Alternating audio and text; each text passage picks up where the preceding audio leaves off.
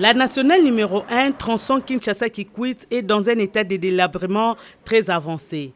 Elle risque d'être coupée en deux au niveau de Bukangalonzo dans la province du Kwangu. Ce constat est fait après les pluies diluviennes qui se sont abattues dernièrement dans cette partie du pays. Préoccupée par cette situation, une équipe du gouvernement provincial conduite par le ministre en charge des infrastructures a fait une descente sur le lieu pour se rendre compte de l'état de cette route, qui est également menacée par les têtes d'érosion. Nous avons été saisis par le chef de secteur de Bukangalonzo qui s'est rendu compte qu'il y a une érosion qui est en train d'avancer dangereusement afin d'entamer la nationale numéro 1. Là, vous voyez derrière moi comment c'est déjà sur l'asphalte. D'abord, il a écrit à l'office des routes pour prévenir les dangers qui nous guettent en copiant les autorités provinciales. Il y a lieu de souligner que cette route, si elle s'est coupée, ce n'est pas seulement la province du Kwangu qui aura des problèmes, mais il y a aussi la province du Kwilu et la province de Kasaï. Parce que cette route va jusque dans les Grands Kasaï. Donc il y a lieu que l'autorité nationale trouve des solutions rapidement avant qu'il y ait des dégâts. Le vice-gouverneur qui a reçu le rapport de cette délégation a voulu également palper du doigt les réalités sur terrain. Léopold Kangulumba Kakosa Kiselele lance aussi un cri d'alarme au gouvernement. La SCTP ex-Onatra connaît une sérieuse baisse d'activité. Les ports restant la principale source de recettes, situation qui explique les difficultés que traverse cette entreprise de l'État. Tableau exposé au Premier ministre Ilunga Ilunkamba par le directeur général intérimaire de cette entreprise. J'étais agréablement surpris de constater que le Premier ministre est au courant des problèmes de la SCTP. Pour pallier cette situation, la direction générale de la SCTP entend diversifier ses activités commerciales, ferroviaires et fluviales.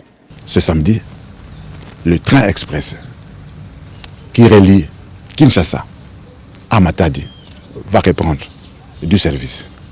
Le bateau Kokolo va lever l'ancre, va quitter Kinshasa pour la ville de Kisangani le 11 octobre 2019. Que ceux qui ont du tonnage, que ceux qui veulent partir à Kisangani puissent contacter notre direction commerciale. Le caucus des élus nationaux du Congo central s'est aussi entretenu avec le Premier ministre Ilunga.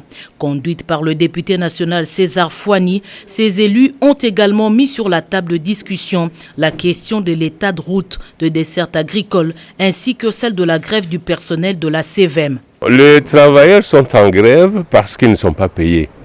Ça fait 20 mois, plus de 20 mois qu'ils ne sont plus payés. Et s'ils ne sont plus payés, c'est parce qu'il n'y a plus de recettes. C'est ça, c'est clair. Or, pour avoir des recettes, il faut qu'ils draguent. Quand ils draguent, les bateaux vont passer et en ce moment-là, ils ont des recettes. Des discussions avec le chef du gouvernement vont se poursuivre le lundi prochain.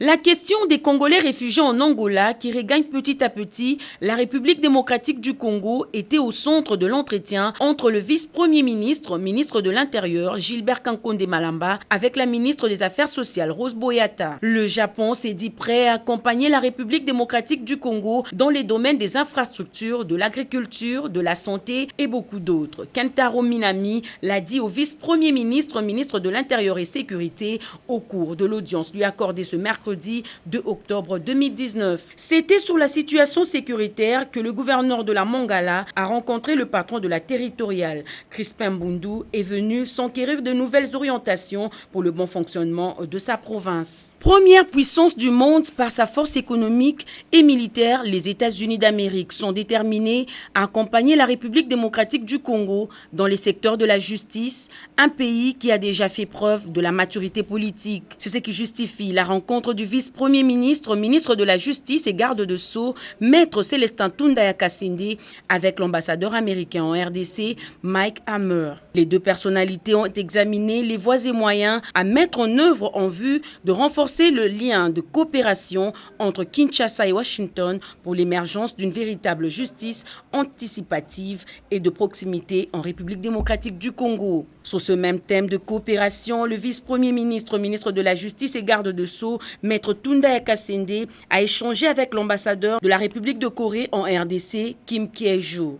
L'entretien a tourné autour de renforcement des liens de coopération entre Kinshasa et Séoul. Le pays du matin calme, la Corée du Sud, avec une expérience dans ce secteur, compte accompagner la RDC dans l'amélioration de la justice réellement distributive. 440 bus pour les transports en commun attendus dans les prochains jours dans la capitale. Le dossier a été examiné en urgence au ministère du Budget entre le vice-premier ministre Jean Baudouin Mayo-Mambeke et le ministre de Transport et Voies de Communication qui s'est fait accompagner des membres du comité de gestion de l'entreprise Transco dont le directeur général intérimaire. Un dossier classé parmi les urgences afin de répondre à la vision du chef de l'État dans le domaine de transport en commun. Kinshasa constitue la première étape de déploiement d'un autre lot de bus en province. Nous allons transformer tous les défis en succès en RDC. Cette affirmation est du représentant de l'UNESCO en République démocratique du Congo et chef du bureau de Kinshasa, Jean-Pierre Ilboudo, qui était l'hôte de la vice-première ministre, ministre du Plan Élisée Minembwe. L'entretien de deux personnalités a tourné autour de la réactualisation du plan national stratégique du développement de la République démocratique du Congo. Un document important pour l'UNESCO d'adosser son travail sur les priorités du gouvernement congolais. Arrivée au terme de sa mission officielle à Kinshasa, la délégation du FMI, Fonds monétaire international, conduite par Mauricio Villafierté, conseiller département Afrique, a conféré lundi 30 septembre dernier au Palais de la Nation avec les directeurs de cabinet adjoints du chef de l'État en charge des questions économiques et de reconstruction, Guylaine Yembo, en présence de son collègue chargé des questions sociales et environnementales, Olivier Mandombe. Ces experts du FMI sont allés faire auprès de l'institution président de la République, à travers son cabinet politique, la restitution des contacts fructueux qu'ils ont eus à Kinshasa avec les animateurs des ministères sectoriels tels que le budget, les finances, les mines et le plan, ainsi que d'autres services publics. Question visiblement pour la délégation du FMI de sensibiliser le gouvernement congolais pour les recommandations pertinentes formulées par cette institution de Bretton Woods soient prises en compte dans le cadre de l'élaboration du budget 2020, notamment les questions relatives à la gratuité de l'enseignement de base et à la riposte contre Ebola. Objectif, mesurer certainement la nature d'éventuelles interventions du FMI en faveur de la République démocratique du Congo. Nous sommes partis d'une mission du Fonds monétaire qui était pendant une semaine ici à Kinshasa et nous étions ici pour discuter le résultat de notre mission et pour travailler ensemble dans les prochaines étapes de coopération entre le pays et le Fonds monétaire. A noter qu'une prochaine mission du FMI en République démocratique du Congo est prévue au mois de novembre prochain à Kinshasa, à en croire les experts de cette institution financière internationale déterminée à accompagner la République démocratique du Congo.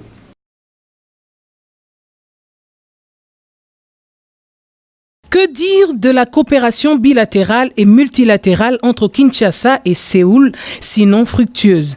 Le chef de la mission diplomatique coréenne, Kim Kye-jo, l'a rappelé ce mercredi 2 octobre 2019 à la presse au terme d'un entretien avec le ministre de la Défense nationale et des anciens combattants, le professeur Emengoyi Mukena Lusadiese. Selon les diplomates sud-coréens, la Corée est le 3e pays du monde à accueillir de produits de l'exportation de la RDC dans le cadre de la coopération commerciale et du développement au bénéfice de la population congolaise. Dans ce même décor, l'ambassadeur du Zimbabwe, Raphaël Taherera, a vite fait de présenter ses félicitations au chef de l'outil de défense pour sa nomination avant de faire ses adieux après un fructueux mandat passé en RDC. D'après lui, les unités militaires zimbabwéennes de la MONUSCO étant retournées au pays, l'armée zimbabwéenne fera encore mieux de renforcer la coopération militaire avec la RDC dans le domaine de la formation au Collège de hautes études de stratégie et de défense CHESD. Le ministre délégué auprès du ministre de la Défense nationale et des anciens combattants Sylvain Mutombo n'est pas resté en marge de la photo de famille des adieux du diplomate zimbabwéen. Au ministère des Finances, les dossiers de la mobilisation de recettes étaient ce matin sur la table qui a réuni les responsables de régie financière avec le vice-ministre des Finances.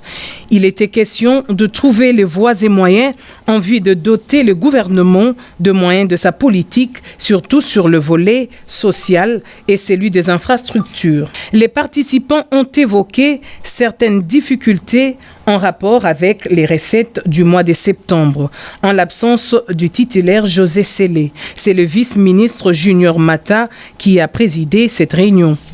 Au ministère de l'enseignement primaire, secondaire et technique, la France tient à accompagner la RDC dans la gratuité de l'enseignement de base pour renforcer les liens de coopération entre les deux pays. C'est la déclaration de l'ambassadeur de France au ministre d'État de l'EPST, Willy Bakonga. Cette question de la gratuité ne cesse d'intéresser le parlementaire. C'est le cas du député Eliezer Ntambwe, élu de la Lukunga, qui est venu s'enquérir de la situation des écoles d'application au sein des universités et instituts supérieurs.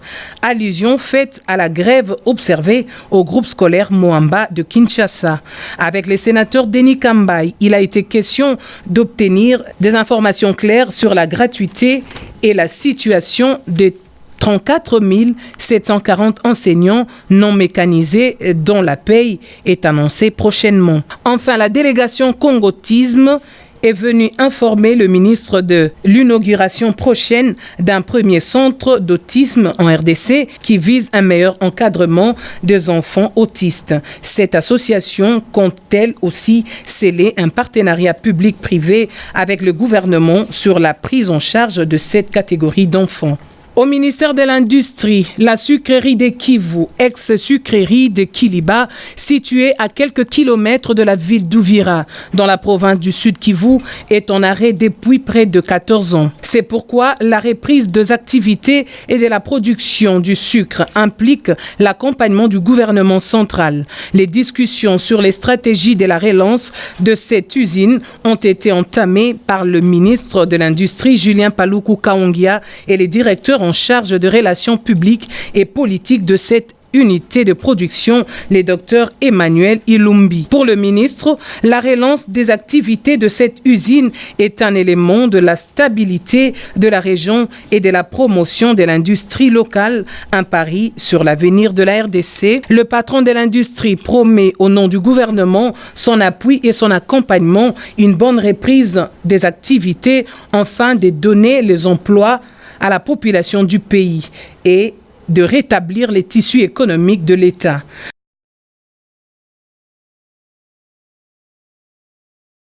Les parlementaires de l'Afrique centrale ont renforcé leurs capacités sur la problématique de la conservation de la biodiversité dans le cadre de la conversion des forêts par le projet structurant en Afrique centrale. Ces assises de 3 jours rentrent dans la vision énoncée lors de l'installation du bureau de la Chambre basse du Parlement, celle d'organiser une série d'ateliers d'information en vue d'aider les nouveaux parlementaires à maîtriser ce secteur pendant leur mandat. Présent à ces assises, le premier vice-président de cet hémicycle a procédé à l'ouverture de ces travaux qui constituent la détermination des parlementaires à remplir efficacement dans ce domaine leur mission en matière de contrôle pour l'action gouvernementale et de production législative. Dans nos pays, les politiques visant une croissance économique de plus en plus forte reposent essentiellement sur le développement des infrastructures, l'exploitation des ressources naturelles et l'intensification de l'agriculture. Par conséquent, sans une planification rationnelle de l'occupation des terres, ni des mesures légales d'encadrement judicieux, toutes ces politiques constitueraient une menace pour le maintien de la biodiversité. Les forêts sont une source de nourriture, de remèdes et de combustibles pour plus d'1 milliard de personnes. outre qu'elle concourt aux mesures prises face au changement climatique ainsi qu'à la protection des sols et des ressources en eau, les forêts abritent plus de 3/4 de la biodiversité terrestre, fournissant ainsi de nombreux produits qui contribuent au développement socio-économique. Au total, 5 pays de la sous-région prennent part à cet atelier d'information.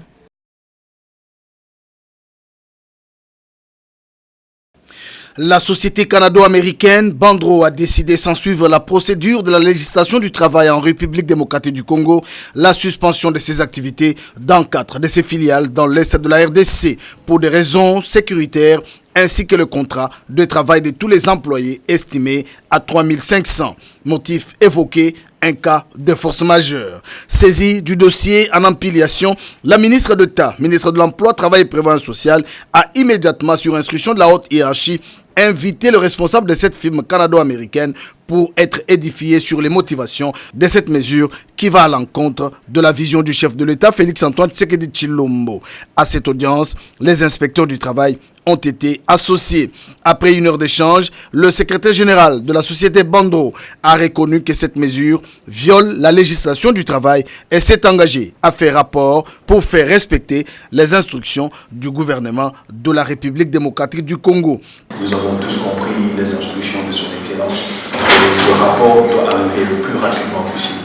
La compagnie n'a pas l'intention de faire des choses qui n'ont qu'une envie de faire. Je pense que nous tous, comme employés directs et indirects de la société, nous connaissons les difficultés auxquelles nous faisons face. Très préoccupé par cette situation, Néné Ilunga Nkulu s'interpose, invite les responsables de cette firme d'attendre les conclusions de la commission d'enquête qu'elle a diligentée en toute urgence dans la province du Maniema pour faire la lumière sur cette situation préoccupante qui risque de mettre 3500 travailleurs en chômage. L'intersyndicale du Congo réaffirme sa détermination d'accompagner le gouvernement de la République sur base d'une confiance mutuelle. Popo de Guy Koukou, coordonnateur national, lors d'une séance de travail ce mercredi 2 octobre 2019 au cabinet de la ministre d'État, ministre de l'Emploi, Travail et Prévoyance sociale, Néné Ilunga Nkulu. Profitant de l'occasion pour présenter les félicitations des travailleurs congolais qu'elle représente, la délégation de l'intersyndicale a fait un tour d'horizon de l'environnement dans le monde du travail et sollicité auprès de la patronne de l'emploi un cadre de concertation permanente pour traiter ensemble des dossiers sensibles dans le monde du travail et résoudre tant soit peu les situations liées aux travailleurs congolais. Très satisfait de cette première rencontre, la ministre d'État, ministre de l'Emploi, Travail et Prévoyance sociale, Dr Néné Ilunga Nkulu, a rassuré à ses visiteurs de sa totale disponibilité de travailler pour l'amélioration des conditions sociales. Elle reste ouverte pour un dialogue franc et sincère, gage d'une bonne collaboration. Les résultats principaux identifiés et attendus de tous dans les cas de la réforme restent la maîtrise des effectifs avec un impact sur la mise à la retraite éventuellement, le rajeunissement de l'administration publique, soucieuse d'un qu'il peut aux générations futures, l'adage qui dit « quand on veut, on peut », Yolande Bongo Bosongo, ministre de la fonction publique, qu'on appelle à l'accélération et à la régularisation du processus de la réforme avec la mise à la retraite d'environ 1 800 000 agents de 56 administrations publiques qui comptent la République démocratique du Congo. Encore Yolande Bongo Bosongo, la République démocratique du Congo a fait d'énormes progrès en stabilisant l'économie du pays et l'édification d'une administration publique efficace reste l'un de ses principaux défis de développement. Il serait donc inadmissible de voir les jeunes, près de 1600 formés par l'École nationale de l'administration publique et pétris de compétences, n'ont jusqu'à ce jour aucun bureau de travail et sont engagés et utilisés dans des entreprises privées au détriment de l'administration publique. La Banque mondiale qui, dans le cadre de son projet de réforme et de rajeunissement de l'administration publique, promet son soutien à la fonction publique et son accompagnement au gouvernement congolais dans son programme de la mise en retraite et de rajeunissement de l'administration publique, vœu du président de la République, Félix-Antoine Tshisekedi Tshilombo.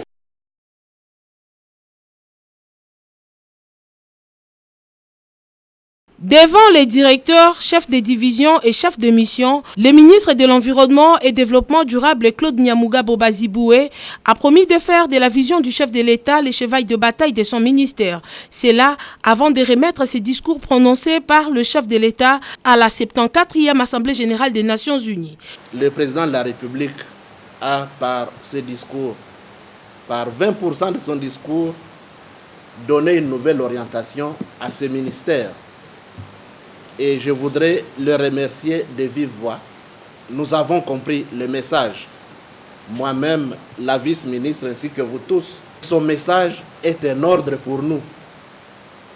Il nous revient dès aujourd'hui de tout mettre en œuvre pour démontrer que ce ministère est un ministère omniprésent. Il est donc dans tous les secteurs de la vie nationale, que ce ministère est transversal. Cela signifie que nous avons un œil dans d'autres ministères, parce qu'il n'y aura pas de développement sans développement durable. Il nous revient donc de mettre en œuvre les discours du chef de l'État dès à présent, parce que lui, en nous donnant 20% de son discours, il nous a fait confiance. Nous méritons donc cette confiance du peuple congolais qu'il représente.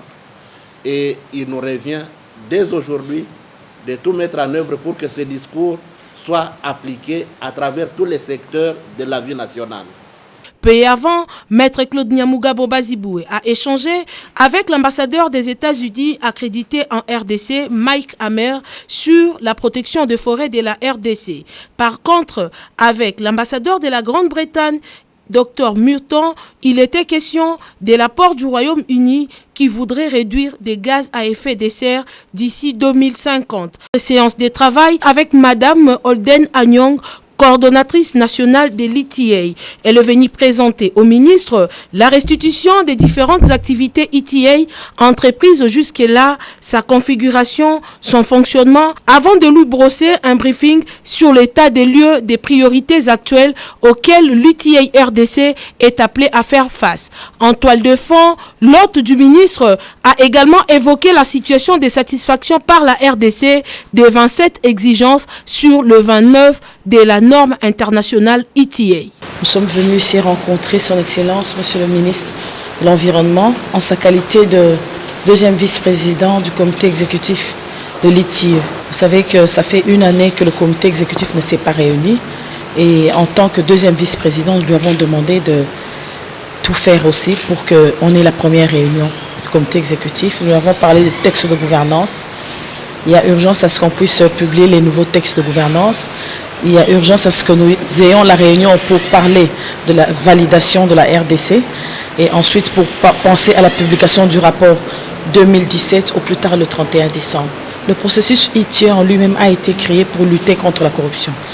L'ETA institue la transparence. La transparence, tout justement, c'est l'opposant de l'opacité. Donc c'est pour cela que nous publions toutes les informations du secteur extractif pour qu'il n'y ait pas d'opacité, pour qu'il n'y ait pas de corruption. C'est pour cela que nous publions nos rapports. Et vraiment, nous sommes là, nous accompagnons le chef de l'État et le 5e pilier du programme de la feuille de route du gouvernement, c'est la transparence des ressources naturelles. Et c'est là que nous sommes, sur le pilier.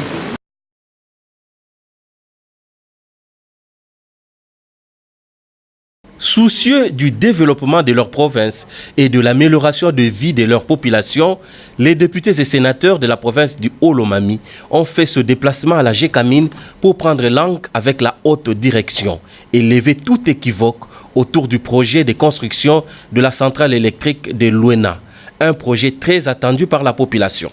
C'était au président du conseil d'administration de la Gécamine, Albert Youma, qu'assistait le directeur général Jacques Kamenga de donner tout éclairage. Quant à la faisabilité du projet, la Gécamine a déjà engagé des fonds importants pour les études. Reste aux partenaires de finaliser son engagement.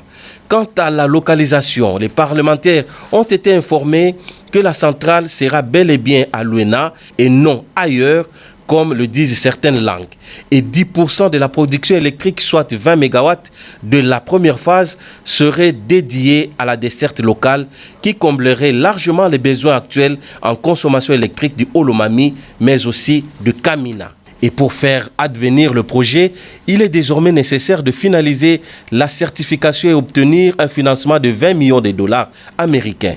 À l'issue des échanges, les députés et sénateurs ont demandé qu'une cellule de communication et de suivi soit mise en place pour les informer des progrès accomplis afin de leur permettre d'exercer leur mandat dans l'intérêt de la population du Haut-Lomami. Les gouvernements Ilunkamba, avec ses 18% des femmes, traduit la volonté du président de la République, Félix-Antoine Tshisekedi Tshilombo, d'associer plus de femmes dans des postes clés, des prises de décision. L'atelier d'orientation de la société civile partenaire s'est voulu ce cadre par excellence des réflexions pour le soutien des initiatives féminines africaines. Lorsque la femme s'émancipe, lorsqu'elle s'épanouit, c'est toute la communauté qui en tire bénéfice. Propos de la ministre d'État, ministre du Genre, Enfants et Familles, Béatrice Lomé-Atilité, qui a apporté sa contribution à cette initiative, qui a vu la présentation de la coordination du Forum des femmes de la société civile de l'espace francophone, des femmes ministres et vice-ministres, et le lancement des préparatifs du 4e congrès international des femmes de la société civile. Unis, nous sommes plus forts. Si nous nous mettons encore ensemble pour développer des initiatives qu'il faut avancer la communauté, ça ne sera pas seulement la République démocratique du Congo, ça ne sera pas seulement la région ou la sous-région, mais ça sera tous les continents et nous allons faire retentir cette action au-delà des frontières continentales. Un projet porté conjointement par les centres Carter et l'ambassade du Canada, le projet Voix et Leadership des femmes en République démocratique du Congo au cœur de ces assises organisées par les centres Carter. Présente à cette activité, la ministre d'État, ministre du Genre, Enfants et Familles, Béatrice Lomé-Atilité, a remercié en premier lieu les chefs de l'État pour avoir inscrit parmi ses priorités la promotion des droits de la femme et aux partenaires leur accompagnement sur les questions du genre. Dans l'optique de l'appropriation du programme d'urgence de 100 jours du chef de l'État, Félix-Antoine Tshisekedi, et conformément aux instructions du Premier ministre, chef du gouvernement, le vice-ministre d'État en charge des ressources hydrauliques, Papi Pungulwamba, a tenu une séance de travail portant évaluation dans les secteurs de l'eau et de l'électricité relatifs à ce programme d'urgence. De ces échanges ressort un taux de réalisation dépassant les 75% grâce au paiement de factures dues aux prestataires. Tel est le cas à la Régie des eaux qui, avec un montant de 11 700 000 $ américains sur 18 millions, a réalisé des actions sur terrain à Kinshasa comme en province. Pour l'intérieur du pays, nous allons inaugurer quelques points d'eau. Je cite par exemple, dans quelques jours, nous avons déjà signalé que Manono entrera en inauguration de points d'eau. Il y a Bouta, Likasi, qui est complètement terminé. Nous sommes fiers de dire qu'à Likasi, il y a maintenant de l'eau qui sort, fournie par la Régie des eaux. Et Kinshasa, qui a jusqu'ici reçu le gros morceau de ce financement, il y a l'usine de Ndili. Nous avons mobilisé un montant important de 3 600 000 $. Les groupes motopompes sont en train d'être fabriqués à Sovema en France. Et d'ici la fin du mois de novembre, ça sera quelque chose qui sera fait. Bilan largement positif pour la SNEL qui, grâce à ce programme ambitieux du chef de l'État, a su présenter des actions à impact visible sur terrain. Au niveau de la SNEL, nous avons pu décaisser plus de 90% des fonds et avons exécuté plus ou moins 80% des actions qui étaient prévues. Dans la ville de Kinshasa, nous avons au niveau du poste de Kimbanseke, nous avons pu installer un poste en plein Kimbanseke et nous avons alimenté plus ou moins 300 000 abonnés et les travaux se poursuivent un peu partout. La SNEL et la Régie des eaux saluent cette initiative du chef de l'État qui leur a permis d'exécuter les travaux autrefois suspendus faute de moyens financiers. Ils s'engagent ainsi à accélérer les travaux en cours d'exécution dans les soucis d'améliorer les conditions de population dans l'accès à l'eau comme à l'électricité.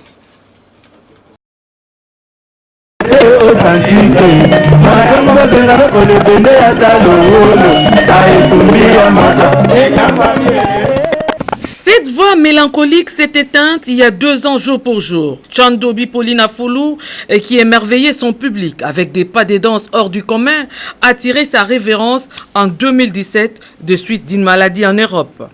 Pour rappel, l'artiste musicien a été découvert dans les années 77 avec Jado le Cambodgien, aux côtés de Papa Wemba dans Viva la Musica. Dans l'effervescence de la jeunesse et du végétariat, le vent de séparation souffle au sein de l'orchestre de Shungu Wemba Duo.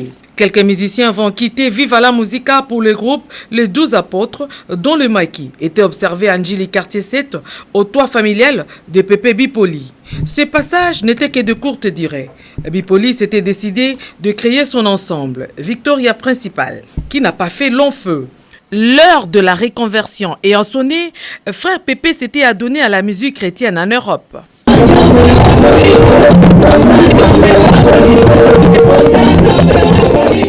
Sa dernière réapparition en public était lors des funérailles de Papa Wemba à Kinshasa, la capitale. Il avait déclaré qu'il serait venu en dépit des conditions précaires de sa santé. S'agissant du deuxième anniversaire de sa mort, les membres des familles, amis et connaissances, l'honorable Marie Toumba Mwabi, sœur aînée du défunt, et le porte-parole du président de la République, Kasongo Mwemba Yamba, ont tenu à se recueillir sur sa tombe. 2 ans après, l'émotion est toujours au rendez-vous. La reconnaissance, l'amour que nous avions porté et que nous continuons à porter à notre frère Pépé, le grand boulanger, Mfumutako. Physiquement, je l'ai connu à travers ses chansons, sa musique, sur laquelle d'ailleurs on a eu le temps également de danser. Aujourd'hui, comme c'était le dévoilement de la pierre tombale, ce n'était pour moi qu'un devoir de venir assister la famille en ce moment particulier. Consternation, regret, tristesse, c'est ce qu'on pouvait lire sur tous les visages. L'artiste et musicien Manda Chante a interprété une des œuvres de Bipoli, question de se remémorer de ce célèbre musicien.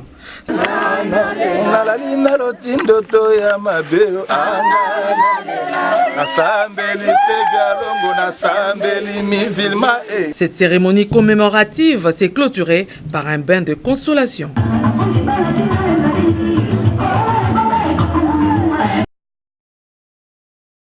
La ville de Kolwezi dans la province du Lualaba prête à accueillir une digne fille dans la personne de Guedayav, présidente de la fondation qui porte son nom, initiatrice de la compagnie d'aviation Mwantjet et son Noker 850 XP. Sur les tarmacs, le bleu et blanc du complexe scolaire Les Petits Génies qui juste après, avec leurs instituteurs, ont été conscientisés sur leur rôle dans le développement de la province du Lualaba en tant que premier cercle et de la République démocratique du Congo. Pour susciter cette volonté, cette pilote de ligne, l'une des rares dames en RDC, a remis à titre symbolique un ordinateur portable de marque Dell et une importante enveloppe pour subvenir aux besoins logistiques de cette école. Mon slogan, c'est que celui qui a le savoir a le pouvoir. Et le savoir, c'est l'école qui le transmet. Vous êtes au quotidien avec ces enfants qui ont à apprendre. Parmi ces enfants, on ne sait pas d'où viendra le talent. Demain, on aura peut-être des grands inventeurs, on aura des présidents. Le geste de la bienfaitrice a été salué par les bénéficiaires qui se disent honorés. Merci du fond du cœur. On avait juste un petit problème pour la charpente et les tôles, mais vous nous avez sauvés parce que vous allez trouver des tôles là-bas en votre nom. On va garder ça, on va utiliser.